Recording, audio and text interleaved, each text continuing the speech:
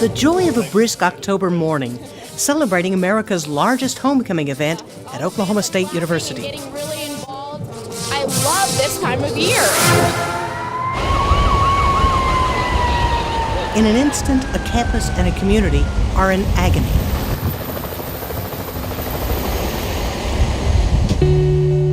Pete's Pet Posse is the nation's most comprehensive university pet therapy program. And on October 24, 2015, they were put to the test when a car careened into the crowd, killing 4 people and injuring scores of others. I didn't recognize how great they could be until the response to the tragedy, because you can't put a specific value on what they accomplished and what they did. We're on campus all the time, so it was a natural extension of why we're here. That week was a different type of stress. It hurt. It hurt that week, and people just needed the dogs. He makes us feel safe. I don't know, there's just something about dogs that they just kind of take all your stress away. The enormity of it was, it touched, pretty much everyone you talked to. We were told to be at the police station the next day because they had been active at the crime scene, accident scene, and then they had been at the ball game the entire night. I remember some of them looked a little glazed over. There were some that just immediately came straight to the dogs. And you can't put a formula to it. It's just, it puts them at ease, it makes them feel a little bit more safe, and then all of a sudden they start to open up. Dogs, I think, have a sixth sense about what we need as humans. They sense the people who need their help, and they are available, and they are non-judgmental. Well, you're not prepared for anything like that. Just when you think you're prepared, you realize that you're not. When it comes to a 2-year-old child, I don't think you can ever be prepared for the loss of that. 2-year-old Nash Lucas was one of hundreds of children innocently watching the parade.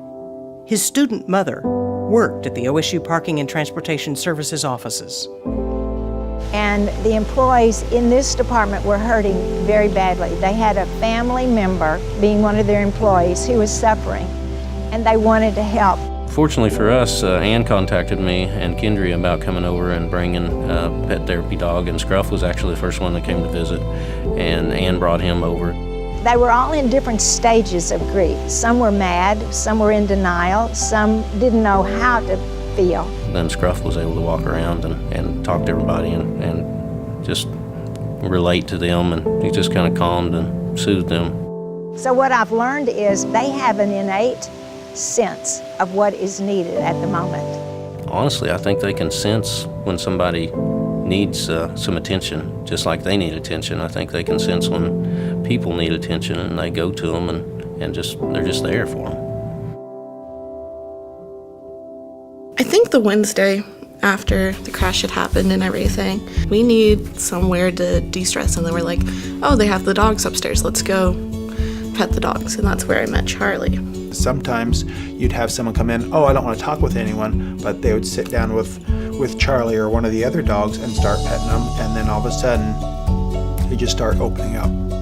I was just going to keep it bottled up, and then we went in and we talked with Charlie, and then got to go in and talk with some of the counselors there, and that was a good experience too. But Charlie, you can't beat Charlie.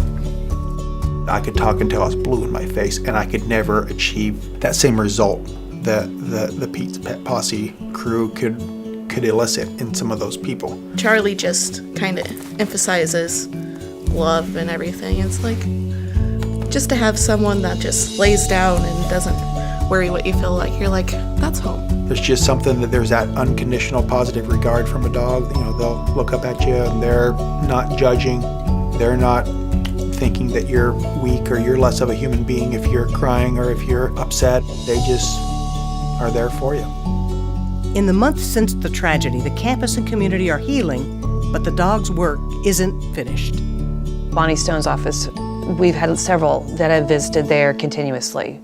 We loved having them come by. Good. I remember that Monday very well, and several of them came by. Yes. It was very good for us. Bonnie and her husband, Professor Emeritus Marvin Stone, were both killed in the tragedy.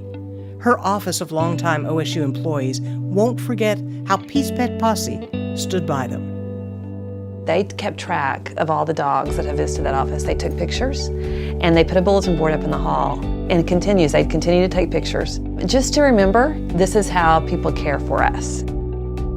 At the end of a stressful day, it's the dogs who need the extra attention. They take on those emotions. So when we are through, after about an hour, he's spent and he is exhausted and he will go home and sleep. So it's really hard work.